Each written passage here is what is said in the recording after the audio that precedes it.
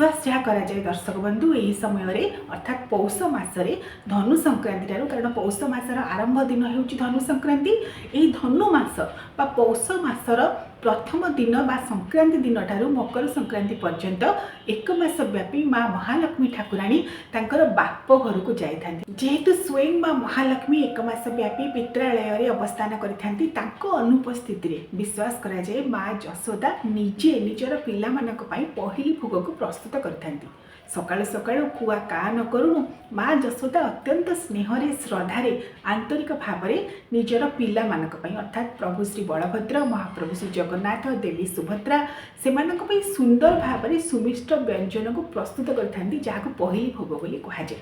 एवं श्रीमंदिर में गोपाल वल्लभ भोग सहित एक भोग को निवेदन करती पूजा पंडा। पहिली भोग में आपण मैंने देखिए बिरी गहम चूना एवं गुआ घी प्रस्तुत होइतिबा बा पाक होइतिबा विविध प्रकार सुमिष्ट पिष्टक पिठा ता सहित धनु मुआ ठाकुर को यह समय लागी कराए एवं माँ जशोदा निजे यहाँ प्रस्तुत करि विश्वास कराए एवं से महाप्रभु श्री जगन्नाथ पुरी श्रीमंदिर आधार में प्रत्येक देवालय मानक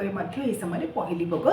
लागी कराए। ठीक ता पूर्व दिन सर्वसम्मत सफल एकादशी पड़ुछि एवं मासांत पड़ुछि कारण डिसेम्बर 16 तारिख मंगलवार दिन जेपरि भाव में आपको कहली सिद्धांत दर्पणर तथ्य अनुजाई दिन 1:17 सूर्य धनु राशि को संक्रमण करेंगे धनु राशि में प्रवेश करेंगे से डिसेम्बर 16 तारिख में धनु संक्रांति को पालन कर पुण्य काल कौन रही केउ समय मध्य आपण माने विविध प्रकार पुण्य कार्य ए दिन करें आसतु जाणीने कारण धनु संक्रांति दिनटी एहीपरि गोटे दिन से दिन आपण माने स्नान दान जप तप श्राद्ध जहाँ किछि करेंगे सबकि पुण्य फल दब बोली विश्वास करा जाए। तेणु धनु संक्रांतिर पुण्य काल समय रहुछि दिन 10:16 रु